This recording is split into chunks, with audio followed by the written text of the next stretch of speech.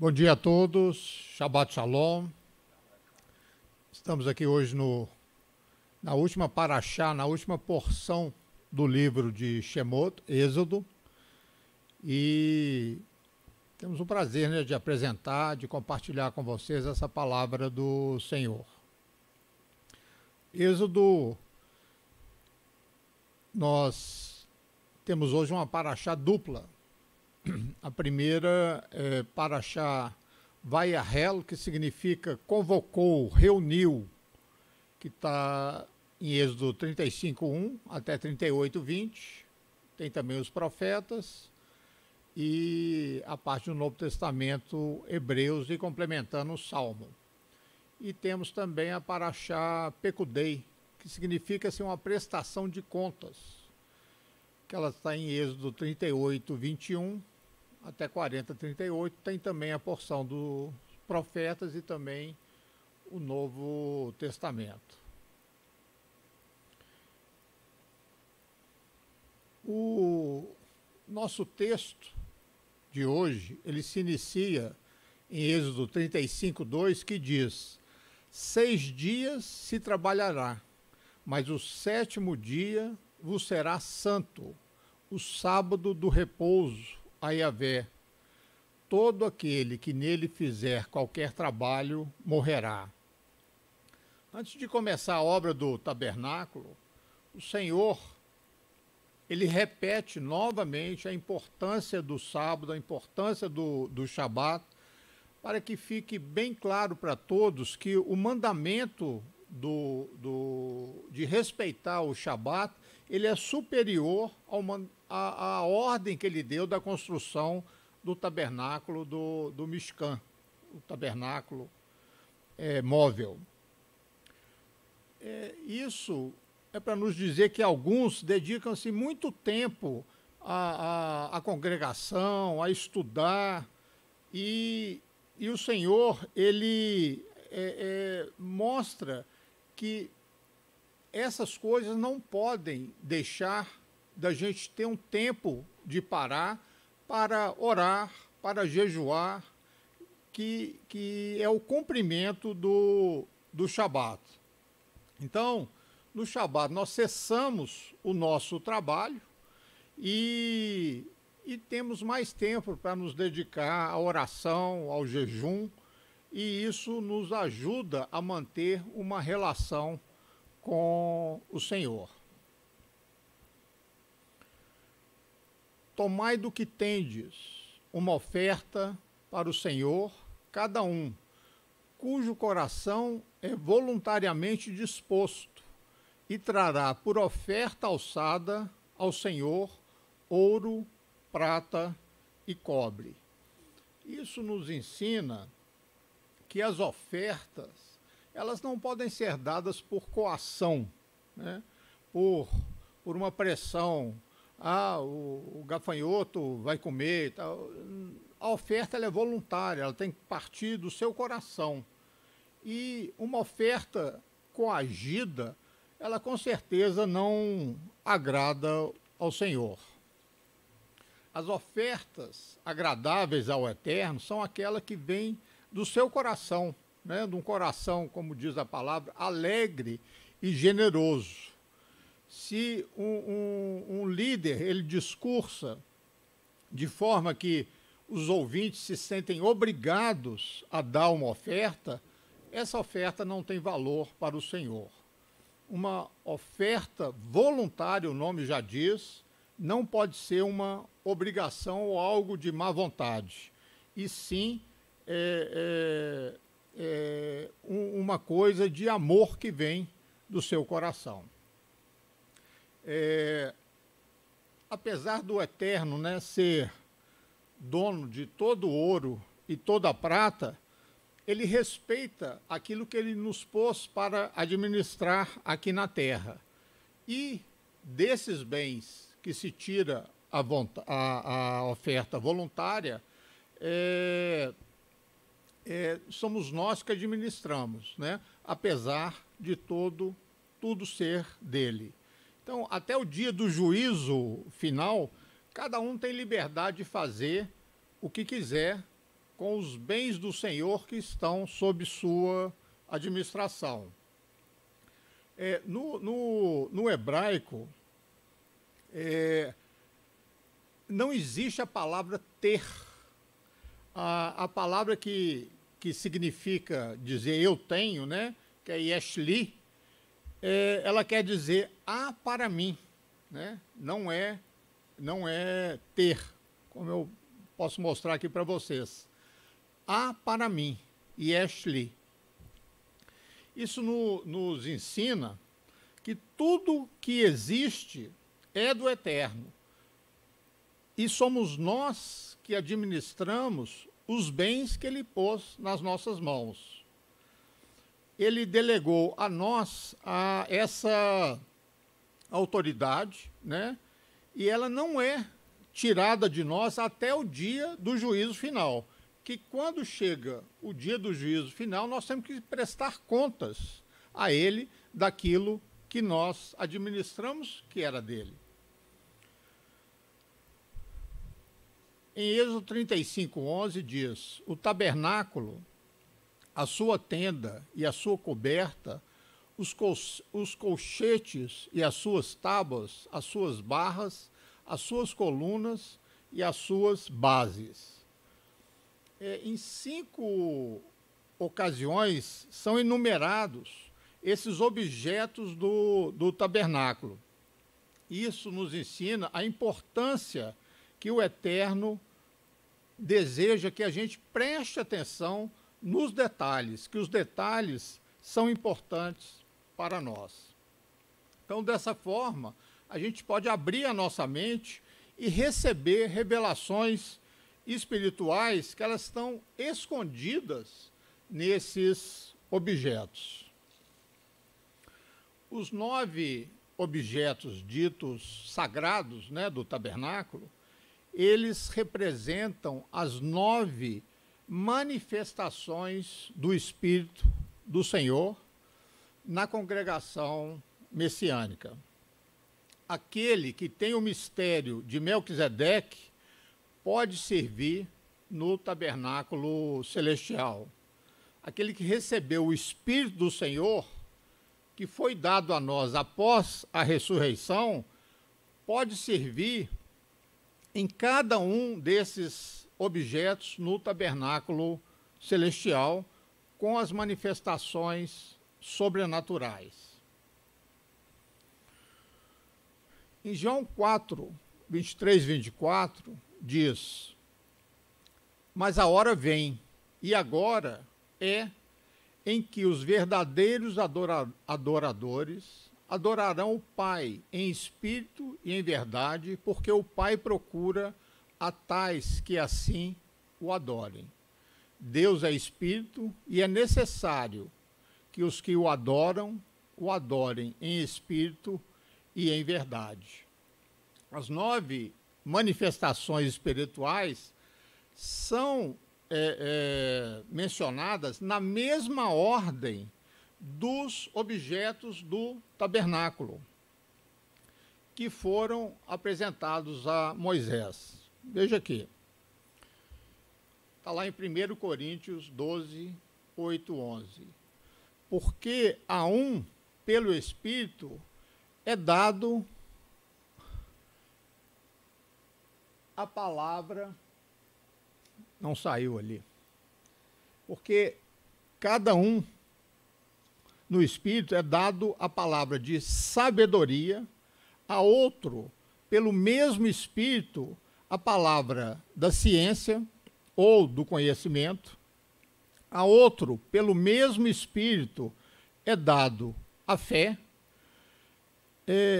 a outro, pelo mesmo Espírito, é dado os dons de curar, a outro, a operação de milagres, a outros, a profecia, a outros, tudo pelo mesmo Espírito, o dom de discernir os espíritos, e a outro, a variedade de línguas, e por último, a interpretação de línguas. Contudo, a gente vê que houve uma mudança de ordem entre a revelação celestial e a forma como eles construíram os objetos. Quando Bezalel construiu esses objetos, começou com o tabernáculo e logo seguiu com os objetos sagrados, como nós já vimos isso na paraxá passada. E Yeshua, porém, respondendo, disse: errais, não conhecendo as Escrituras, nem o poder de Deus. Essas duas coisas são vitais para não errarmos. Se uma pessoa não conhece as Escrituras, ela irá cometer vários erros na sua vida. Se não conhece o poder de Deus, também irá cometer vários erros nas suas vidas. As manifestações sobrenaturais do Espírito revelam o ministério de Yeshua. Nas 9 manifestações, nós encontramos ingredientes básicos de palavra e de poder. Essas duas correspondem ao fogo, que tem 2 ingredientes, luz e calor. As manifestações, elas são canais por meio dos quais o Eterno pode dar ao homem revelações da sua luz e manifestações do seu poder, como está aqui em Marcos. E chegando o sábado, começou a ensinar na sinagoga. E muitos, ouvindo, se admiraram, dizendo: mas de onde vêm essas coisas? E que sabedoria é esta que lhe foi dada? E como se fazem tais milagres por suas mãos? O que vem do Messias aqui é sabedoria e poder. Essas duas coisas foram canalizadas pelas 9 manifestações sobrenaturais que estavam sendo operadas por meio do Messias Yeshua em todo o seu ministério. E juntava-se muita gente para o ouvir e para ser por ele curado das suas enfermidades. O povo vinha para ouvir as revelações e para receber cura, né? Que era o poder sobrenatural que estava representado pela luz e pelo calor no tabernáculo. Todas essas manifestações que vinham por meio do Espírito do Senhor, elas foram ativadas porque Yeshua, ele tinha um amor pelo Pai Celestial, né? E tinha um amor pelas pessoas.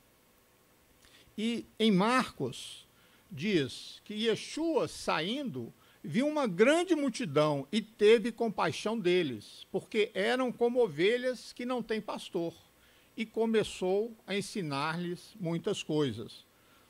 Esses relatos citados lá em Mateus e em Marcos falam do mesmo evento, né? Em Marcos,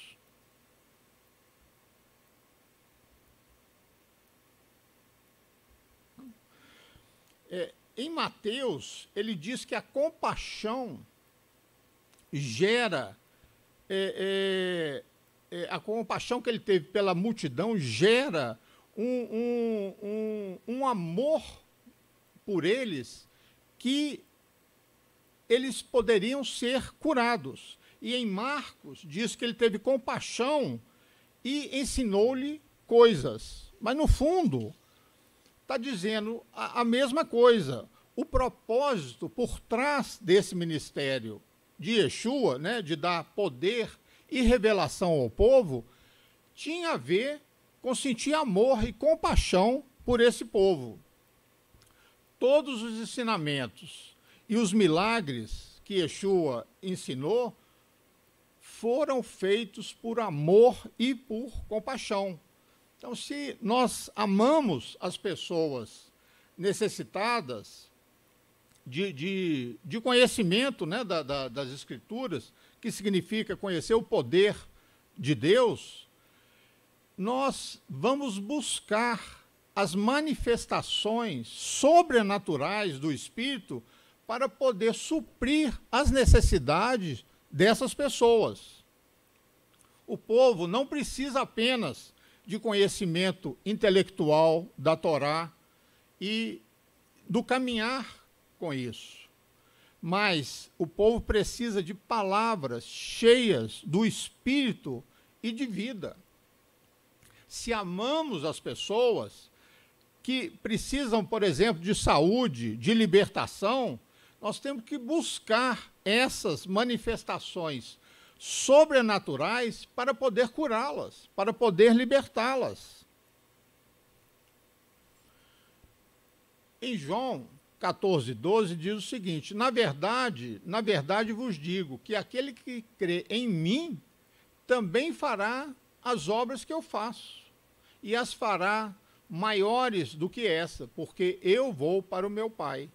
E em Mateus diz: e chegada a tarde, trouxeram-lhe muitos endemoniados, e ele, com a sua palavra, expulsou deles os espíritos, e curou todos os que estavam enfermos. O homem, há muito, já deixou o lado espiritual de lado em prol do intelectual. Então, é necessário, né, que a gente se arrependa dessa apostasia e retorne ao Pai, buscando as verdadeiras manifestações do Espírito, para que possa ser revelado ao mundo através de nós. Porque se a gente apresentar somente palavra, mas não apresentar o poder de Deus, como que as pessoas vão entender o poder dele que está em toda a palavra de Gênesis a Apocalipse? Quando falamos da Torá, das nossas bocas tem que sair o espírito da Torá. Porque se sair somente a letra, a palavra diz que a letra mata, mas o espírito dá vida. Se estamos mais interessados em dizer palavras em hebraico do que fluir da unção do Espírito de Deus, então é como se a gente estivesse cuidando mais da aparência do que das coisas verdadeiras. Se estamos menosprezando os dons do Espírito e nos alimentamos somente de conhecimento intelectual, esse é o primeiro passo para o caminho da apostasia. Adorar as coisas criadas, em vez de adorar aquele que as criou, é apostasia. Por isso, é tempo de nos arrependermos. A essência da fé judaico-messiânica não se encontra fora de Yeshua, mas sobre a unção de Yeshua.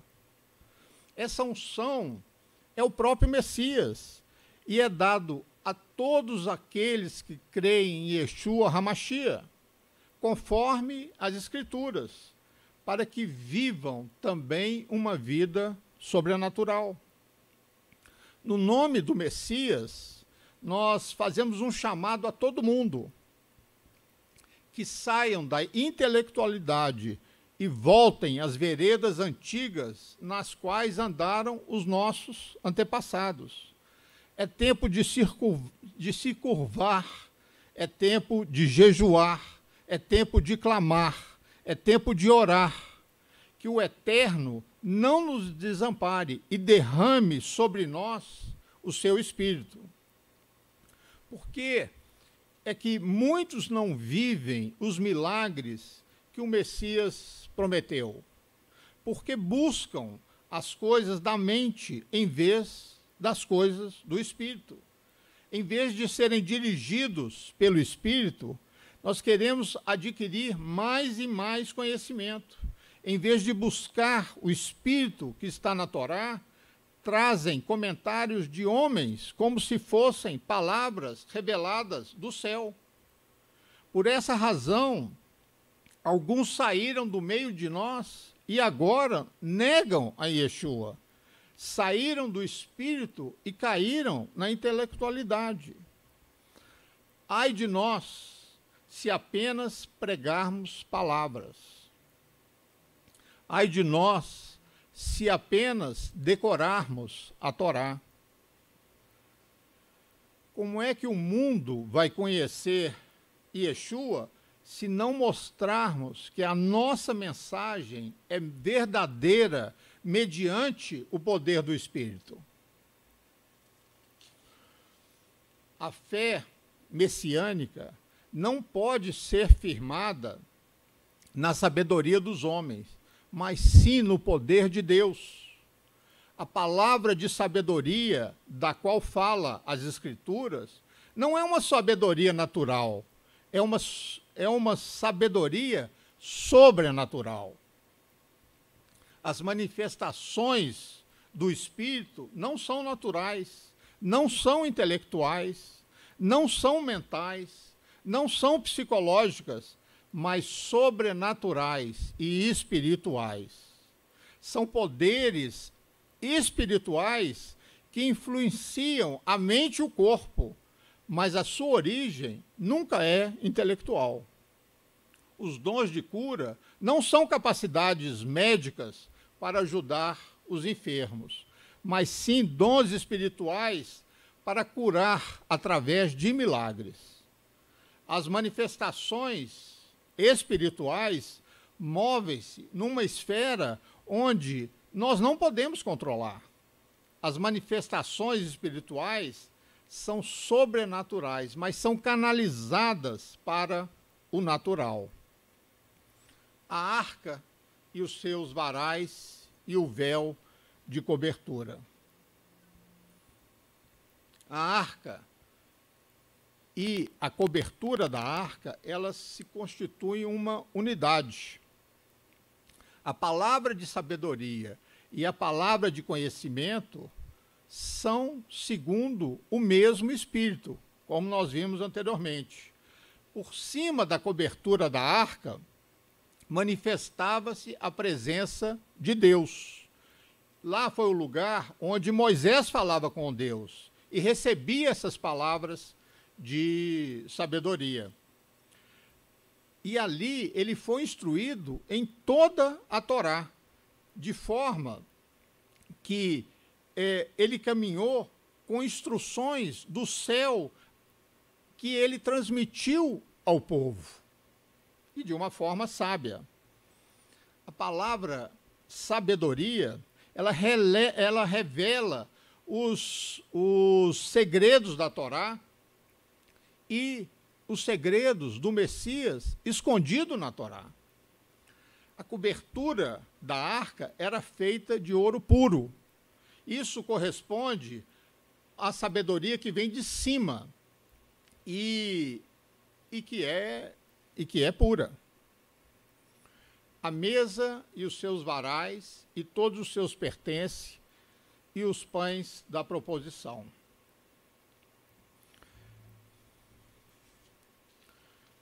A mesa, ela representa a revelação da fé sobrenatural. Não é uma fé natural, não é uma fé comum, mas uma fé sobrenatural dada no momento de necessidade. Na mesa, o Eterno oferece ao homem os seus benefícios. E o meio do homem receber esses benefícios é a fé. A palavra fé, que vem de confiança, é confiança em quê? Nas promessas do Senhor e na intervenção dele nos momentos que necessitamos. Uma cura é uma intervenção sobrenatural do Eterno para melhorar alguma coisa que está errada no nosso organismo. Inclinando-se para ela, repreendeu a febre, e esta a deixou, e ela, levantando-se logo, servia-os. uma obra, aqui uma obra de cura, né? Uma obra de poder, a gente vê aqui em Marcos. Ela, porém, respondeu e disse-lhe: sim, Senhor, mas também os cachorrinhos comem debaixo da mesa as migalhas dos filhos. Então ele disse: por essa palavra, vai, o demônio já saiu de tua filha. E indo ela para sua casa, achou a filha deitada sobre a cama e o demônio havia saído. Aqui a gente vê a forma como o Messias se refere ao milagre de expulsar um demônio e a história é sobre migalhas de pão. Daqui a gente aprende que essas manifestações espirituais correspondem aos pães do tabernáculo, que em primeiro lugar é oferecida aos filhos que pertencem ao pacto, mas também àqueles que estão fora do pacto. Numa obra de poder, há sempre uma parte humana e uma parte de Deus. O homem tem que fazer algo natural e com fé confiar que o Eterno fará a sua parte, que é a parte sobrenatural. Nós vimos, quando Moisés, o mar se abriu, se ele não caminhasse, se ele não marchasse, o mar não iria se abrir. Quando ele deu o primeiro passo, é aí que o mar abriu. E a fé é assim, ela não cai do céu, ela depende de algo que a gente faça para o milagre acontecer. E esse algo tem que estar baseado na confiança e na fé no Senhor. Quando Pedro, caminhava sobre as águas, não é sobrenatural caminhar. O sobrenatural é caminhar sobre as águas. Pedro tinha que fazer a parte dele. A obra dele era sair do barco e pisar na água. E a parte do Senhor era fazer ele não afundar enquanto ele tivesse fé. Da mesma forma, quando Pedro toma aquele paralítico pela mão, quando Pedro e o levanta, isso é uma obra natural. Agora, quem fez o paralítico andar e responder à ação de Pedro foi o Senhor. A fé dele eu vou puxar esse paralítico e ele vai andar. Essa é a fé dele, essa é a confiança e essa é o ato natural. E o ato sobrenatural é esperar que Deus faça o milagre. A mesa onde havia 12 pães corresponde às 12 tribos de Israel. Isso nos ensina que na unção messiânica está a saúde e libertação final das 12 tribos de Israel, que foram espalhadas e perdidas pelo mundo. Nós estamos vivendo hoje tempos de restauração dessas tribos. E o candelabro da luminária e os seus utensílios e as suas lâmpadas e o azeite para a luminária. As 7 lâmpadas representam a profecia na sua máxima expressão. A palavra profética é fogo, por isso é representada com fogo, conforme diz Jeremias. E o fogo produz luz e calor. Da mesma forma, a profecia manifesta, por um lado, dando luz sobre os segredos escondidos, e, por outro lado, transmitindo calor, que significa a inspiração divina. Não é a mesma coisa profetizar e ter espírito de profecia. Não é a mesma coisa. Não é a mesma coisa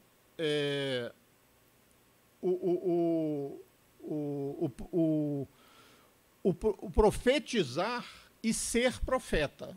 São duas coisas diferentes. Ter o espírito de profecia é ter a capacidade de poder ver e ouvir as coisas por meio do espírito. Coisas que o nosso olho natural e o nosso ouvido natural não conseguem perceber. Profetizar é um ato de transmitir aos outros o que você ouve no espírito. Ser profeta é ter um ministério para profetizar. O amor nunca falha, mas havendo profecias, serão aniquiladas. Havendo línguas, cessarão. Havendo ciência, desaparecerá. Porque em parte conhecemos e em parte profetizamos. Mas quando vier o que é perfeito, então o que é em parte será aniquilado. A nossa capacidade para transmitir as coisas do céu, ela é limitada. Quando diz que nós profetizamos em parte, significa que nós não conseguimos dar a informação total da profecia numa imagem completa. Só conseguimos parte dela. Por isso, é importante que aqueles que ouvem profecias avaliem o que está sendo profetizado. Mas quando vier o que é perfeito, aí não faltará profecia. Está escrito que o falar sobrenaturalmente, as profecias e as manifestações da palavra de conhecimento irão atuar somente quando vier o perfeito, não antes. Ainda não veio o perfeito, nós sabemos disso. Por isso, necessitamos buscar com fervor e praticar os níveis de manifestação espiritual. Portanto, procurai com zelo os melhores dons, segui o amor e procurai com zelo os dons espirituais, principalmente o de profetizar. Por que devemos profetizar em vez de escolher outro dom? Porque a profecia é a capacidade natural que é dada ao homem de perceber o que está se passando no céu e transmitir ao povo na terra. Essa capacidade é que abre as portas para as manifestações superiores sobrenaturais. O propósito da profecia é transmitir na terra aquilo que há no céu. E a função do profeta não é somente transmitir as palavras que vêm do céu, mas sim ouvir os sons que há no céu e transmiti-los na terra. Fez também o candelabro de ouro puro, de obra batida, fez esse candelabro, o seu pedestal e as suas hastes, os seus copos, as suas maçãs e as suas flores, formavam com ele uma só peça. O candelabro é como uma árvore. Os detalhes dos braços falam dos diferentes níveis de crescimento. Todo o trabalho foi feito do templo, do Mishkan, do tabernáculo, foi feito sob orientação do Eterno, e essa orientação foi passada a Moisés, e Moisés passou ao povo.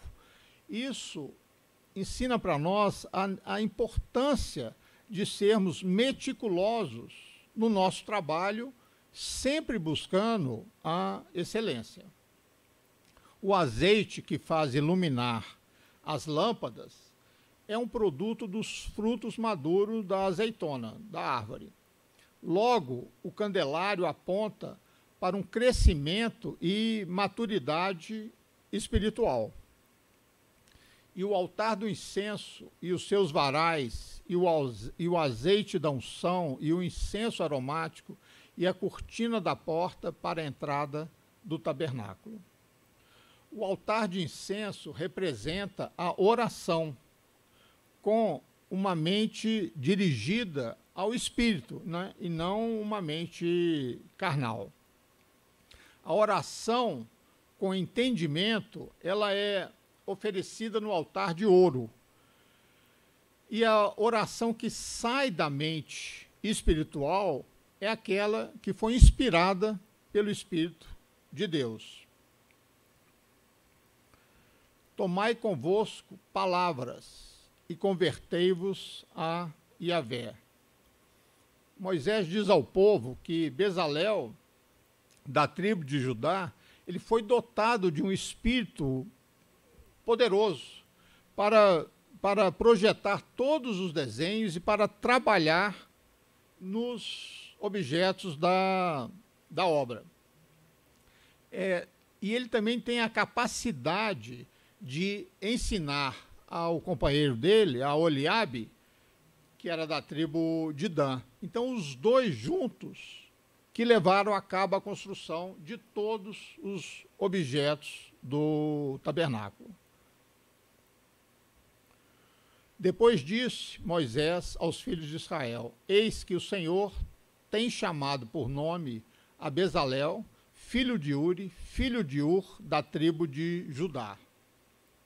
Ur era filho de Miriam, que era irmã de Moisés. Não sei se vocês lembram, na Paraxá, onde, quando Moisés lutava, quem segurou as mãos dele para cima foi Ur e o irmão dele, Arão.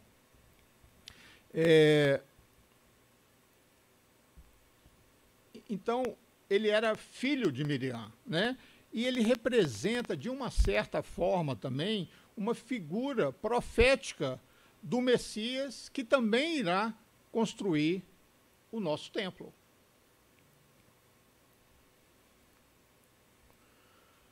Ele me edificará uma casa, e eu estabelecerei o seu trono para sempre. A unção do Espírito, ela nunca se separa da Torá, mas é dada às pessoas para cumprir tudo aquilo que o Eterno ordenou.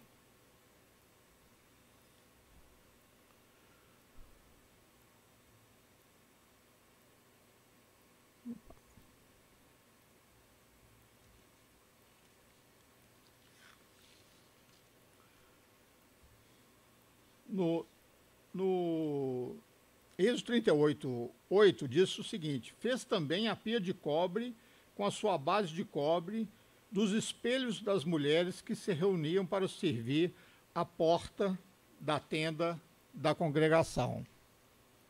Quando os maridos, né, estavam cansados daquela obra, diz um comentário que as mulheres levavam para eles comida, alguma coisa para beber, e pegavam esses espelhos e mostrava ele e ela juntos. E isso era uma forma de dar um certo ânimo no marido, para ele ver, porque ele estava sempre sozinho, só trabalhando, para ele e a mulher, ele lembrava da família, ele lembrava que ele tinha que ir à frente na obra do Senhor. Isso é um comentário de homens, né? Pode ser correto ou não, só estou apenas citando.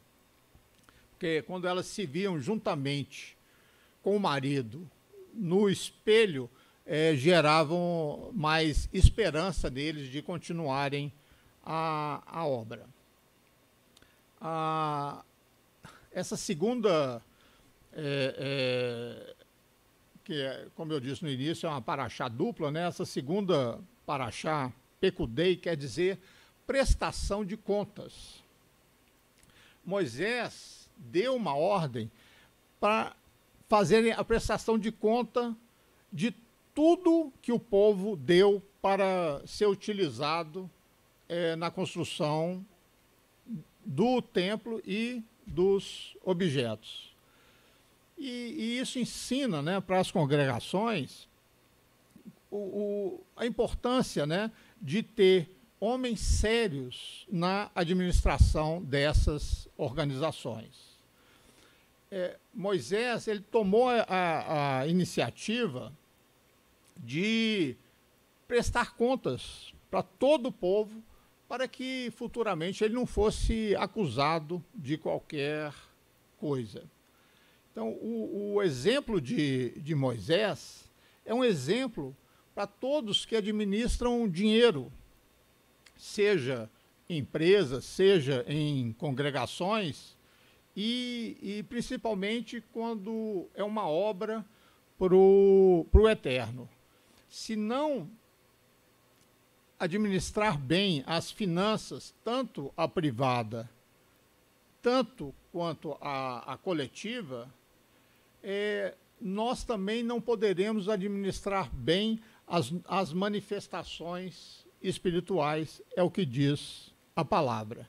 Se não formos fiéis com as riquezas desse mundo, como é que poderemos sê-los com as riquezas verdadeiras? Quem é fiel no pouco, também é fiel no muito. E quem é injusto no pouco, também é injusto no muito. Se, pois, não vos tornastes fiéis na aplicação das riquezas de origem injusta, quem vos confiará a verdadeira riqueza? Se não vos tornares fiéis na aplicação do alheio, quem vos dará o que é vosso? Esse texto ensina para a gente que nós não iremos receber os dons do Espírito se não somos fiéis nas finanças. Um líder, por exemplo, que se aproveita da obra do Eterno para a sua própria ganância, ele será objeto de ira do Senhor. Então, ai daqueles líderes que veem a obra do Eterno como um meio de enriquecimento. Ai daqueles líderes que extorquem dinheiro do povo para viver às custas dele. Contudo, há um texto que demonstra que viver da pregação do Evangelho é legítimo. Assim ordenou também o Senhor aos que pregam o Evangelho e vivam do Evangelho.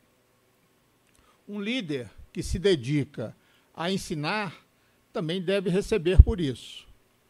Devem ser considerados merecedores de dobrados honorários os presbíteros que presidem bem, com especialidade os que se afadigam na palavra e no ensino.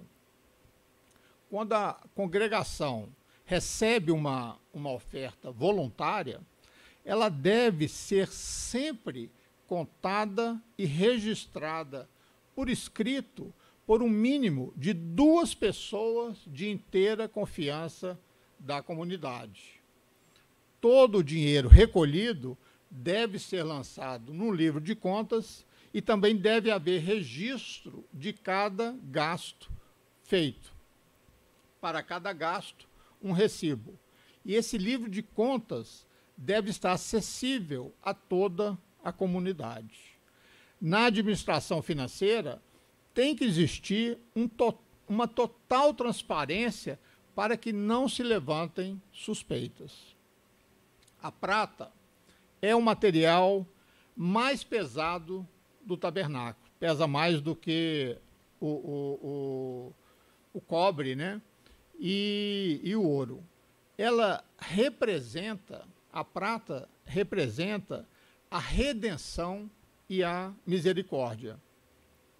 É interessante destacar que o cobre e o e o bronze, eles tinham menos peso do que a prata. O cobre representa o juízo e a justiça. Isso ensina para a gente que a misericórdia supera o juízo. Como o Senhor ordenara a Moisés. Essa expressão aparece 18 vezes nessa paraxá. Isso mostra quão importantes são as coisas de serem feitas conforme a palavra de Deus, conforme a instrução do Senhor. Então, assim se concluiu toda a obra do tabernáculo da tenda da congregação, e os filhos de Israel fizeram tudo segundo o Senhor tinha ordenado a Moisés, assim o fizeram. Como eles fizeram tudo de acordo com o que Deus instruiu, Moisés os abençoa. A bênção, ela vem pela obediência. Se nós queremos ser abençoados, nós devemos obedecer ao Eterno. A bênção vem através de Moisés, né, o líder, e ele transmite essa bênção ao povo.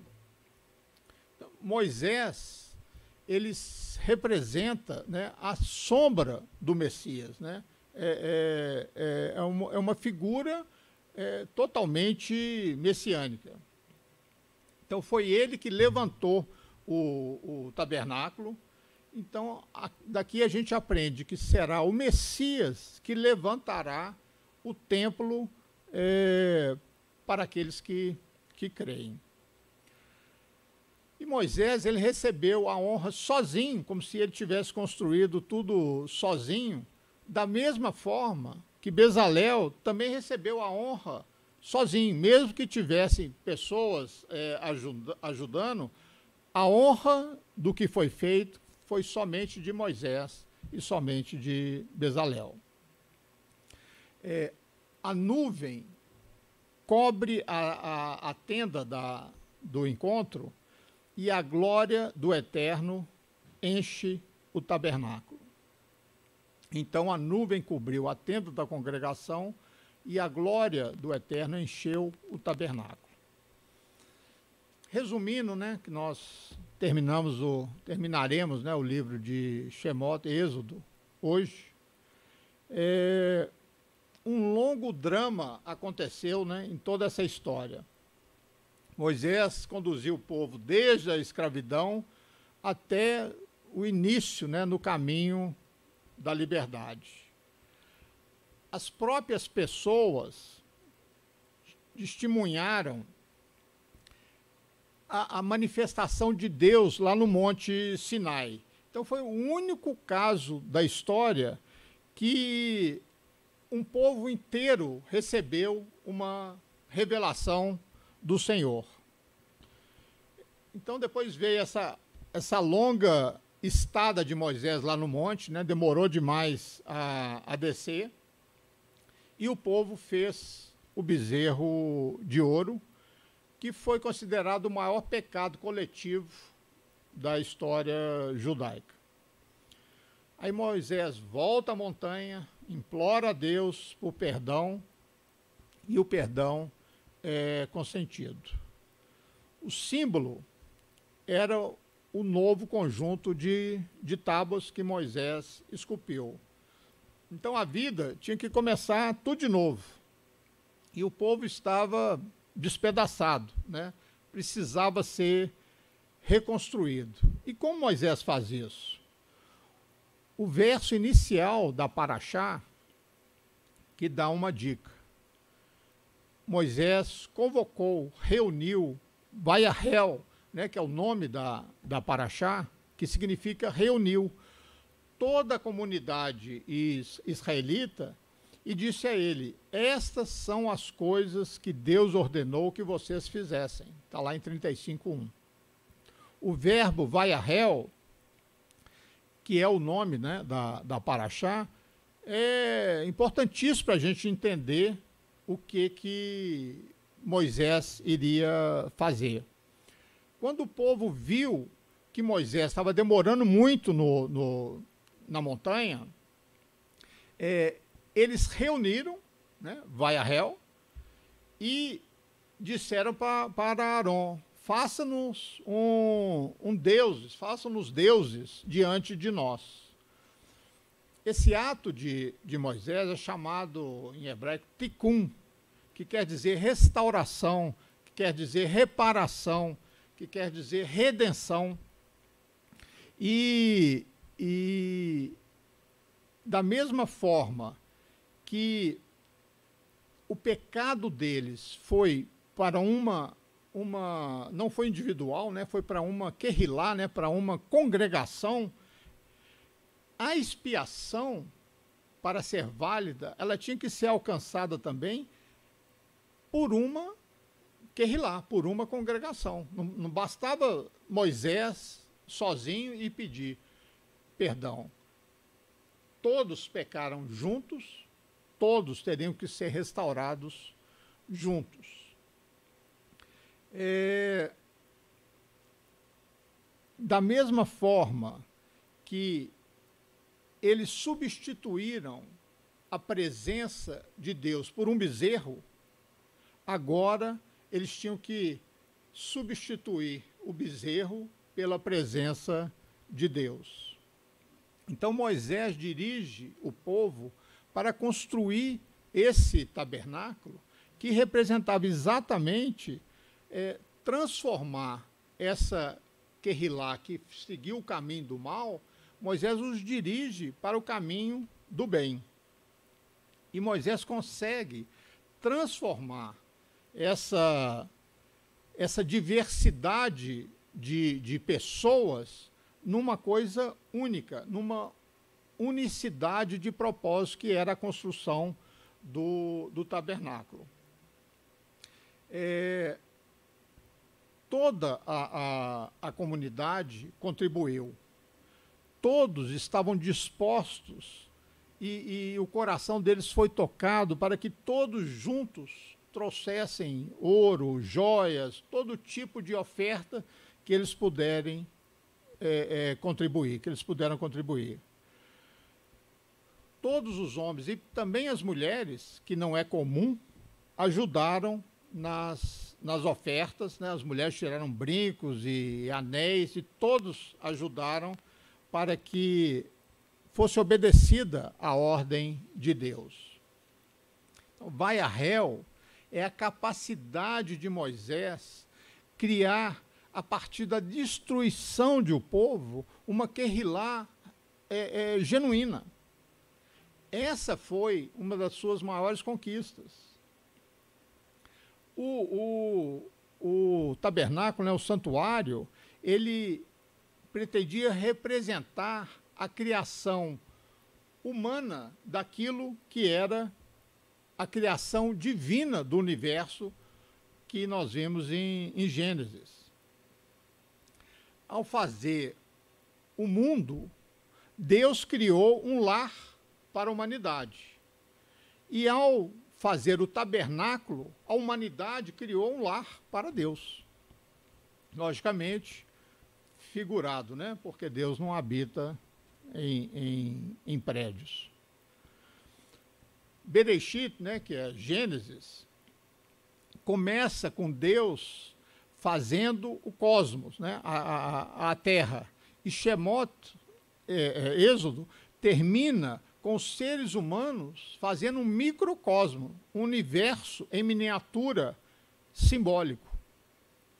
Assim, toda a narrativa de Gênesis, Êxodo, é um único e longo período, né, que começa com o conceito de Deus preencher um espaço, com uma diferença. No início, em Gênesis, foi Deus que criou. E no final, em Shemot, em Êxodo, foram os homens e mulheres que fizeram. No início, o Criador fez. No fim, as criaturas fizeram. Então, toda essa história, né, complicada de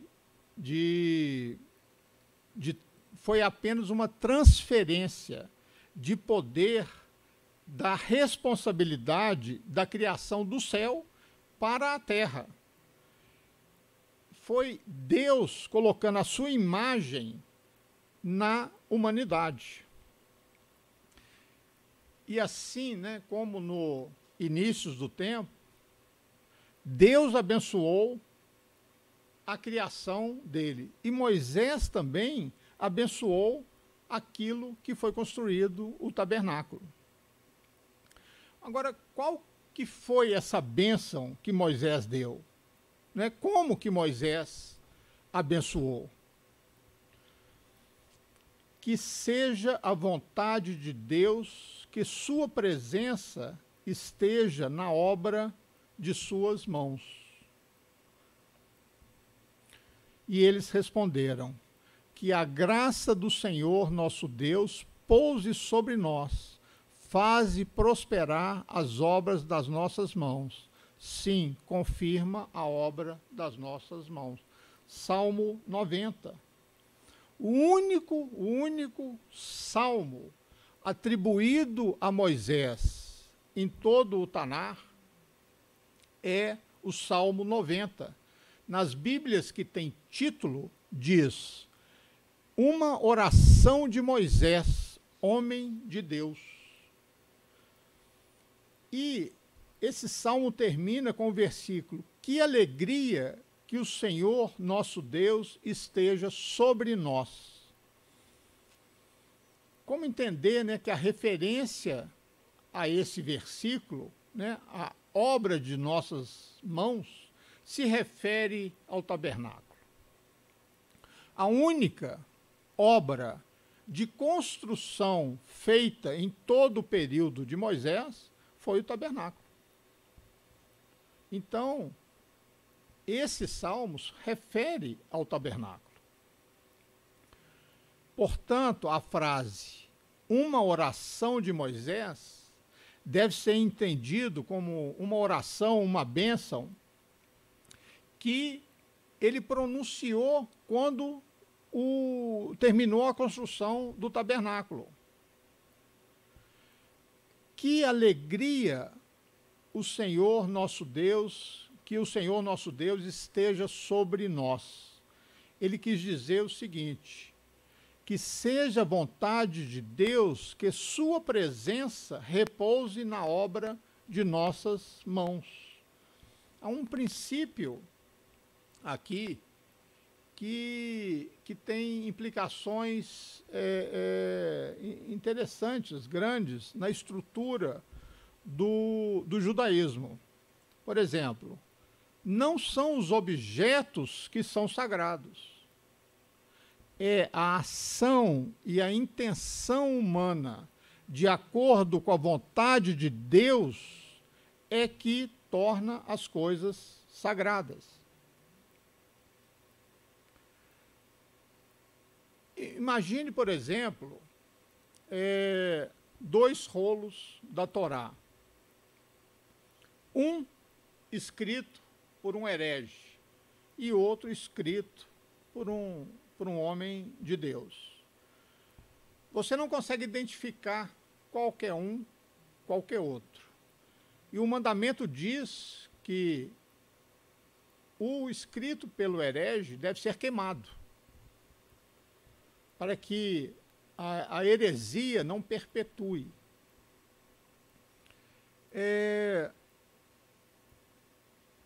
Então, como a pessoa que escreveu a Torá herege não acredita em Deus, não acredita na santidade de Deus, tem que sumir com aquele, tem que queimar, tem que acabar com ele. Mas como você vai queimar uma coisa que consta o nome de Deus, que é uma proibição? Então, se você tentar fazer um teste científico, você não consegue comprovar qualquer um, qual que é outro. a gente vê que a santidade, ela não é propriedade do objeto em si, né? Como eu disse, a intenção, né? Aquilo que você fez com o coração, a intenção humana de fazer é que conta. Por isso, a ideia de que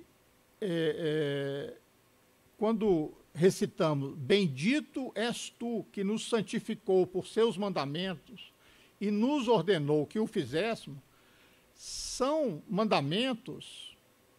os mandamentos que nos tornam santos, nada mais.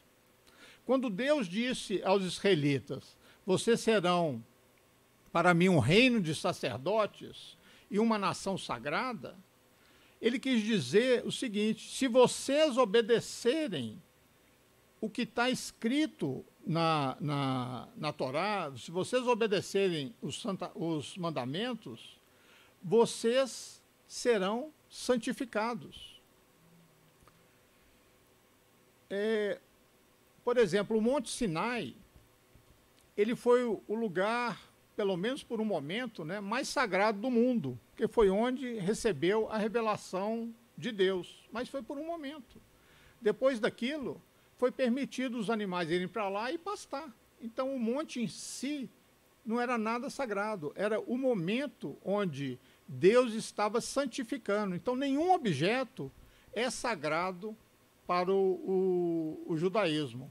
As primeiras tábuas, né, que quando Moisés estava descendo a montanha, que ele quebrou, que é o objeto mais sagrado que esse, feito por Deus, escrito por Deus, Moisés quebrou, primeiro, pela ira, mas segundo, porque ele também mostrou que nenhum objeto é sagrado. Uma vez uma pessoa me perguntou, Simão, quando a sua Bíblia tiver bem velhinha, com as folhas assim, nem soltando tudo, você nem conseguindo ver, o que você faz com ela? Eu falei, eu jogo no lixo. Que isso, mas a Bíblia é sagrada. Eu falei, a Bíblia não, o conteúdo dela é sagrado. Mas a Bíblia é um livro, um papel qualquer. Ela não é um objeto sagrado, não é um objeto para você adorar. Então as pessoas confundem, por isso que eu fiz questão de colocar isso. Um objeto se torna sagrado e os lugares são santos por meio de nossas intenções, nossas palavras e nossas ações. Não existe a santidade intrínseca em qualquer lugar ou qualquer objeto. Voltando ao santuário, a própria ideia de haver uma casa de Deus, onde podemos criar uma casa para Deus habitar nela, é também uma contradição. O rei mais sábio de Israel, né, Salomão, e também Isaías, olha o que eles disseram. Mas Deus realmente habitará na terra? Os céus, mesmo o céu mais elevado, não podem contê-lo. Quanto mais esse templo que eu construí, palavras de Salomão. Isaías disse, assim diz o Senhor, o céu é o meu trono e a terra é o meu escabelo. Onde está a casa que você vai construir para mim? Onde será meu lugar de descanso?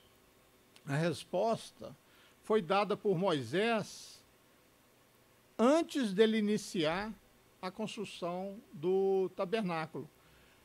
Deixe-os fazer um santuário para mim, e eu habitarei neles.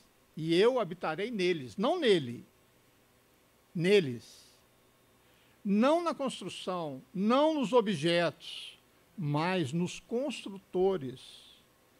Não na madeira, não no tijolo, não na pedra, mas naqueles que construíram e naqueles que o adoram. Não são objetos, não são edifícios, não são os lugares que são sagrados em si mesmo. Somente os atos do coração e da mente é que pode dotá-los de santidade.